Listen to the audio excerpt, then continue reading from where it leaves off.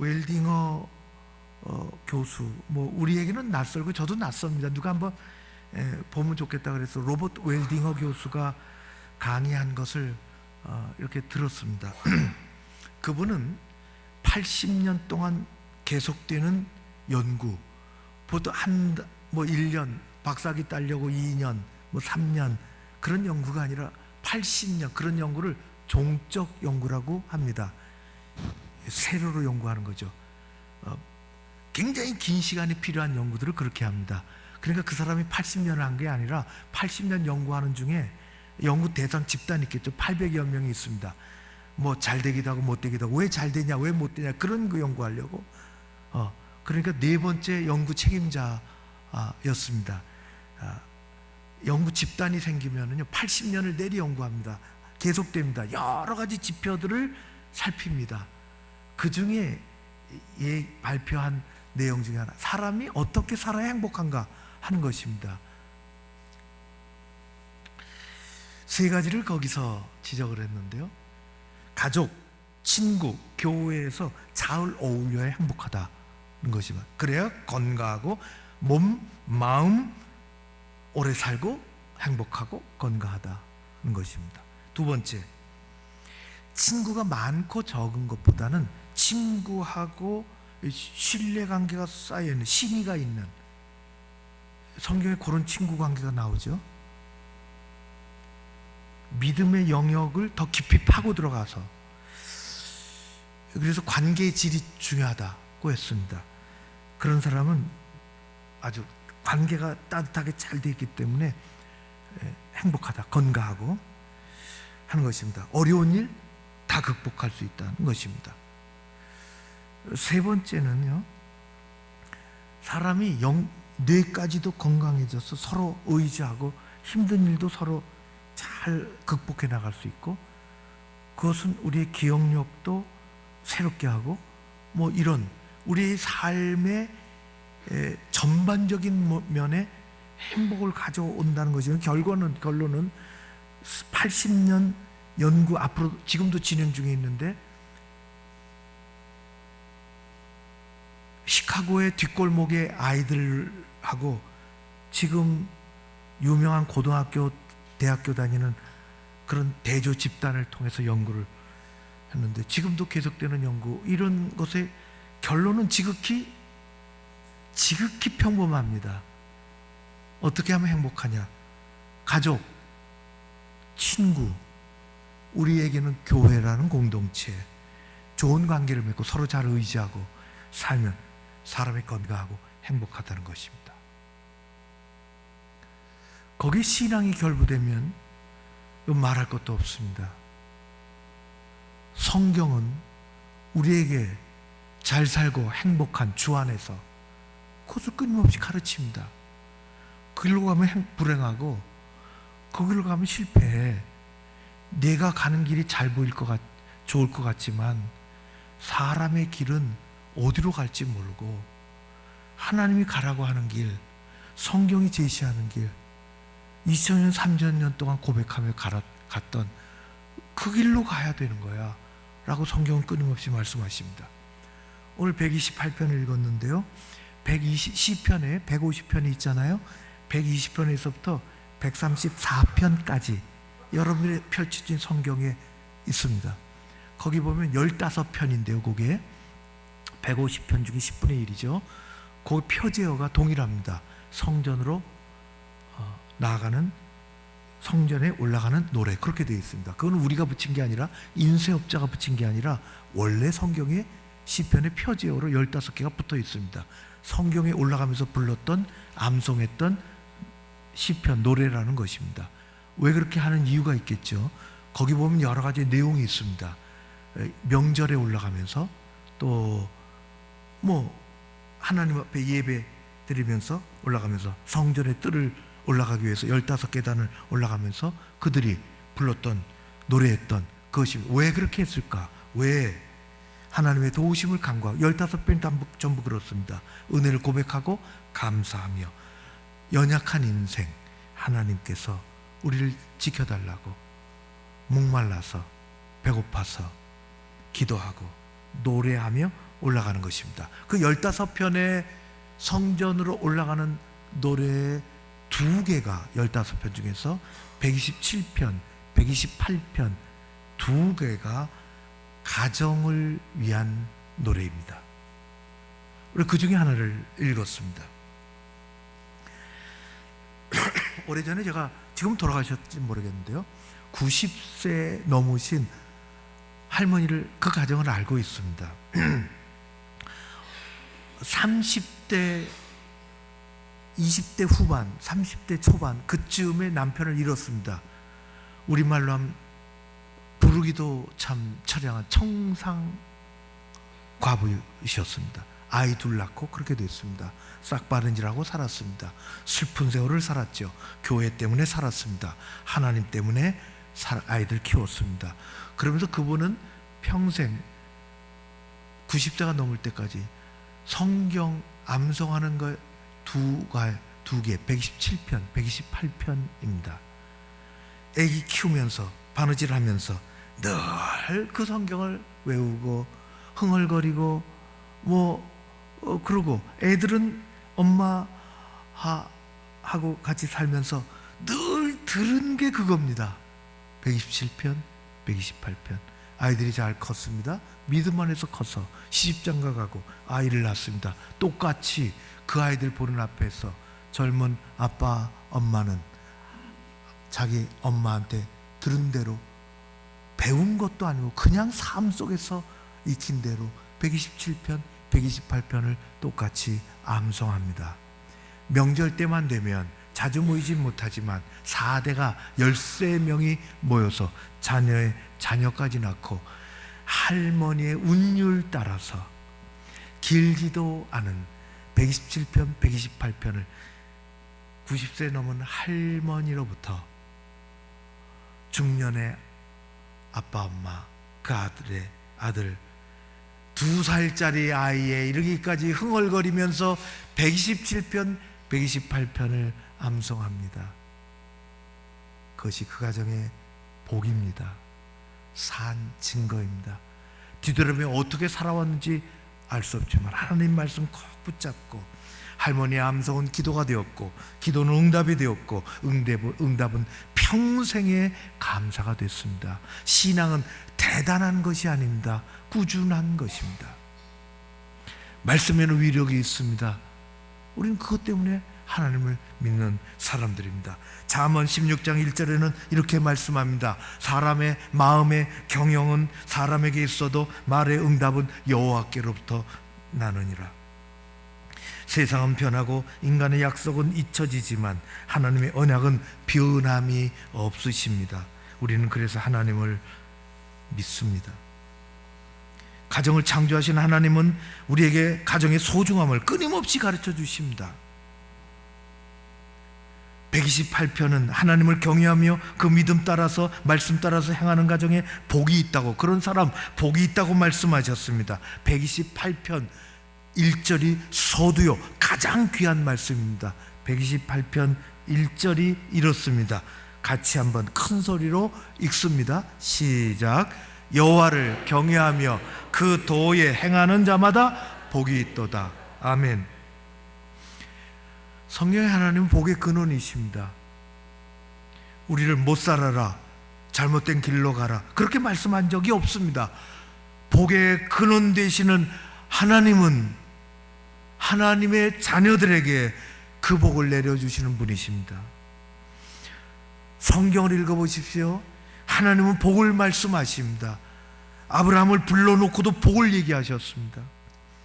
그러나 성경 어느 구절에도 묻지도 않고 따지지도 않고 그냥 무작정 주겠다고 말씀하신 것은 한 군데도 없습니다. 무작정 눈 감고 그저 내가 손 벌릴 때마다 그건 기복신앙입니다. 그건 미신입니다.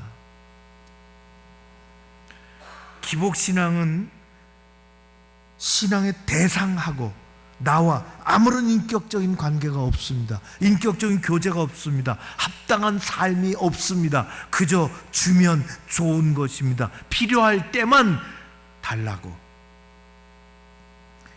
그렇게 손 내미는 것은 미신이고 기복신앙입니다. 우리의 기도는 알라딘의 요술 램프를 여는 것이 아닙니다.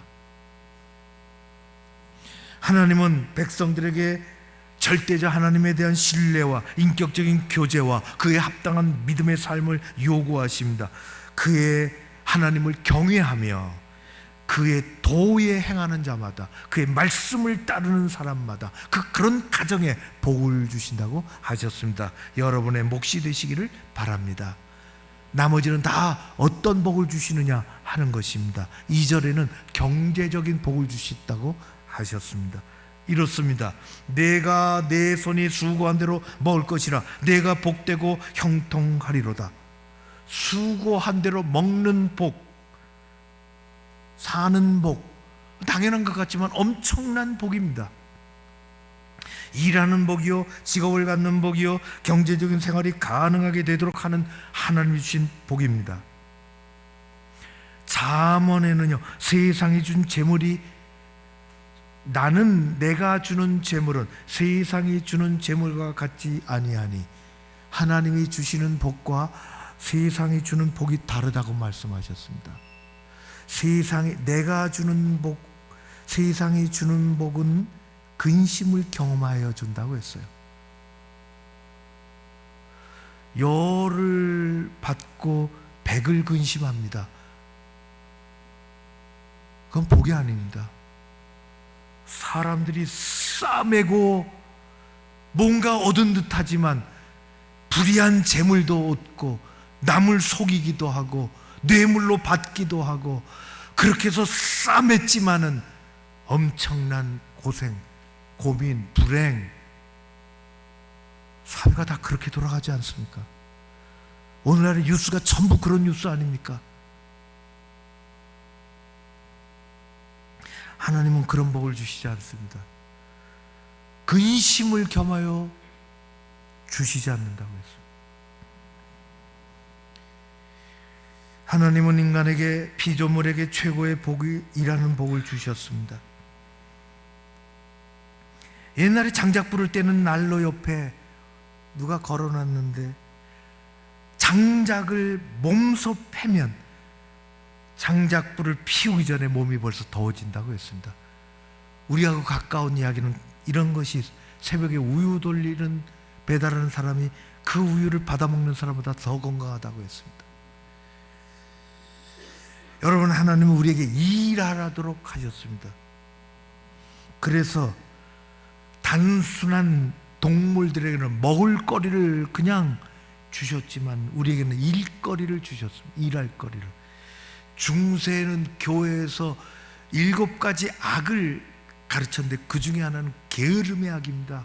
일을 안 하는, 성경에 있는 것처럼, 에베소서에 있는 것처럼 일을 안 하고 먹으려고 하지 마라.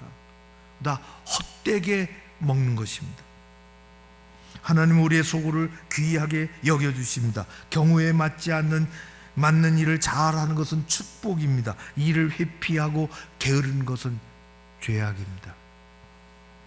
예수님 달란트 비유 하셨어요?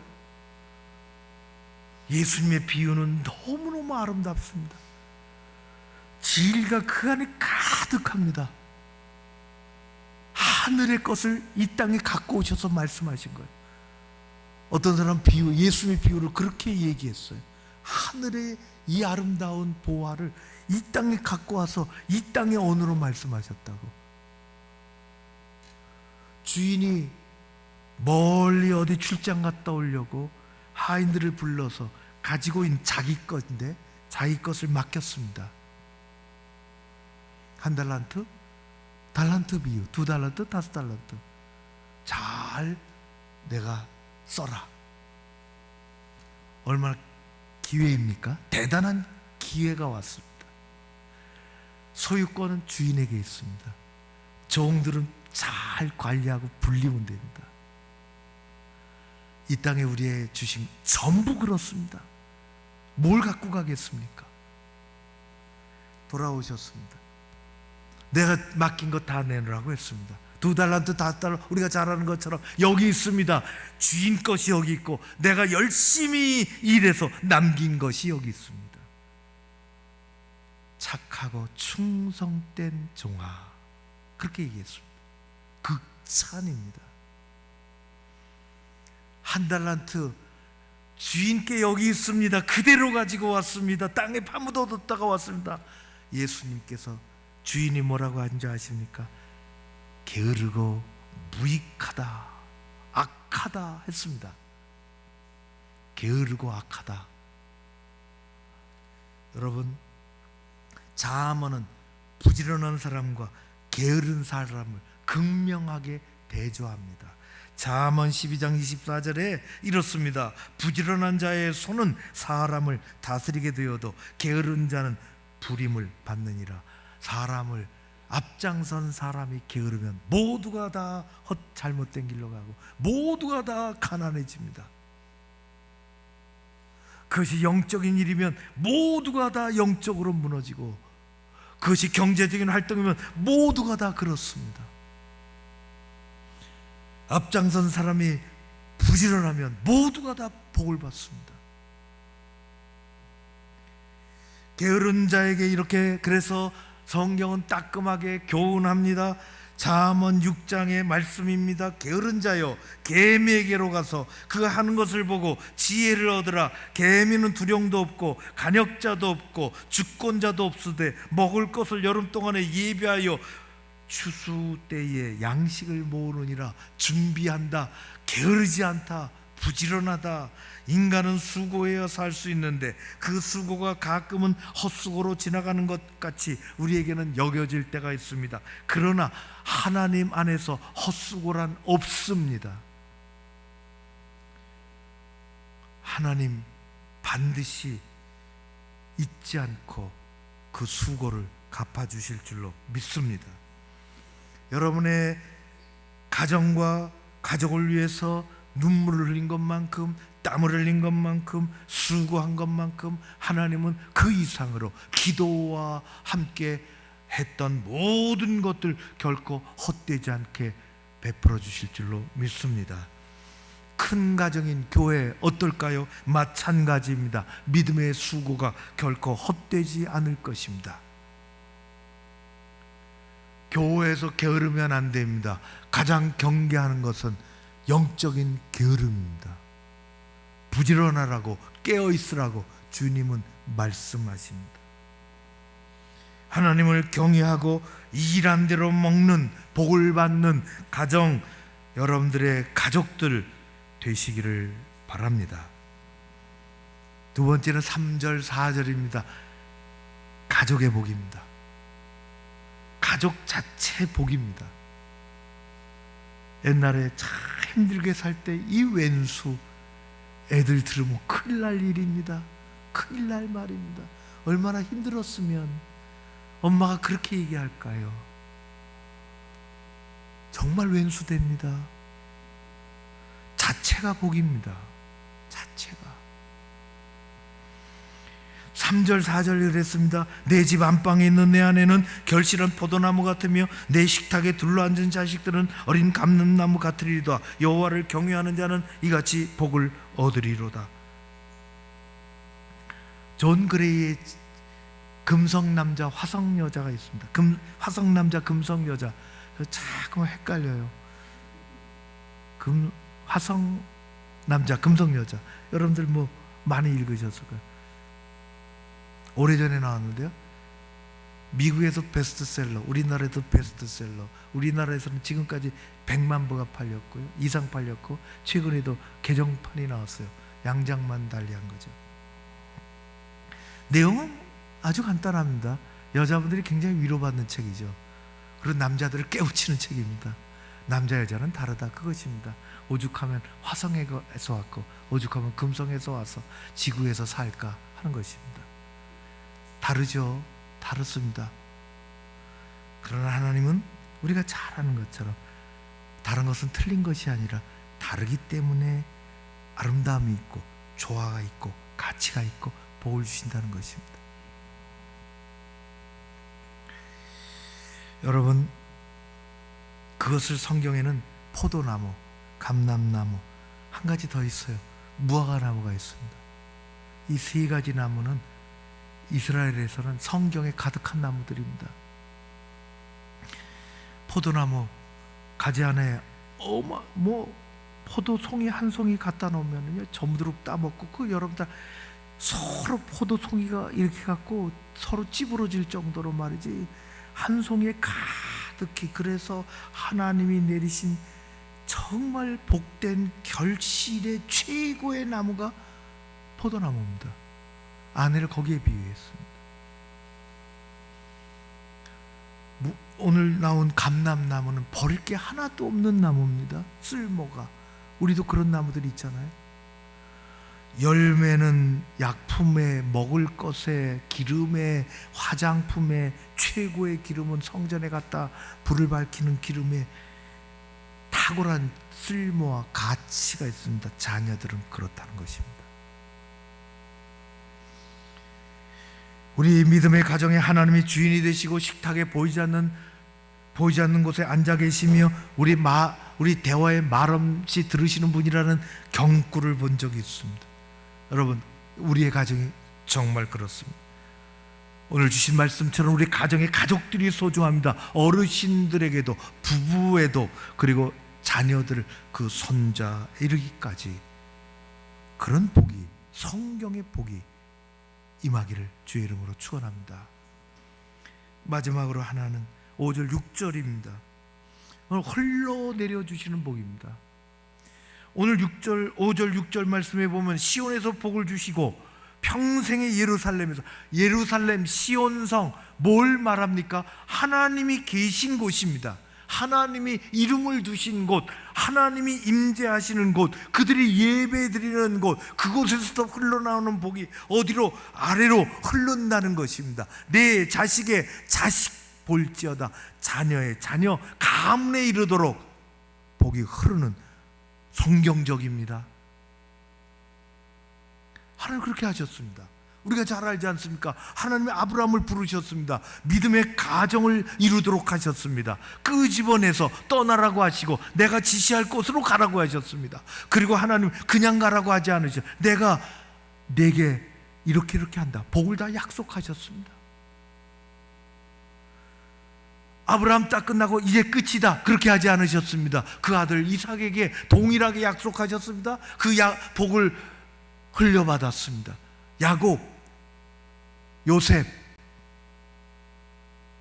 창세기에 그런 가문입니다. 여러분,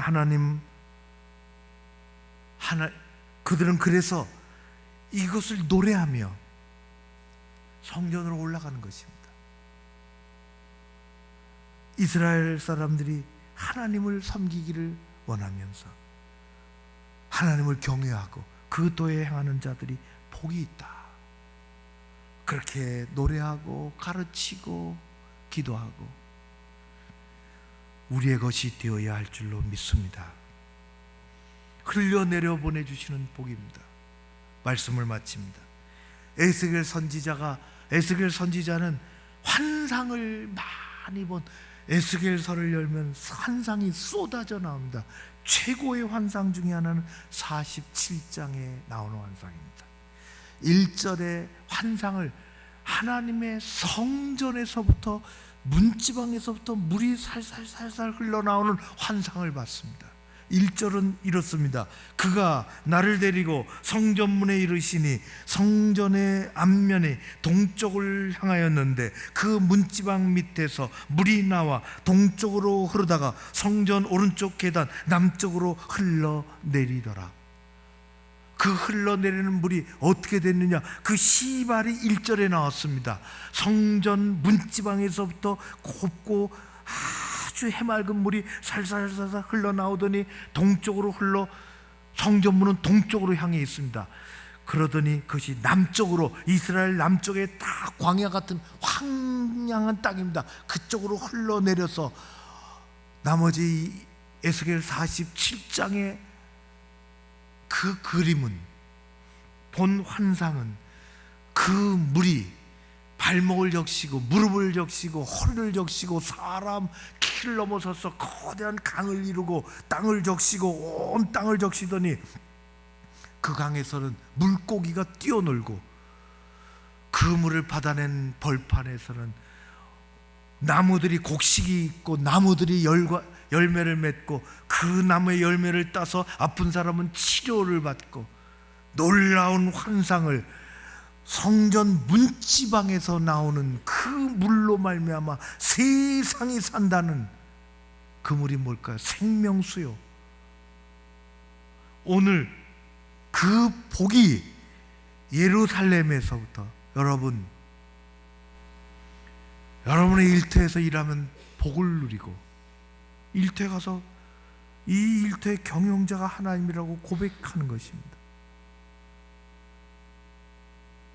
내가 문을 열고 내가 닫지만은 하나님이 주신 거라고.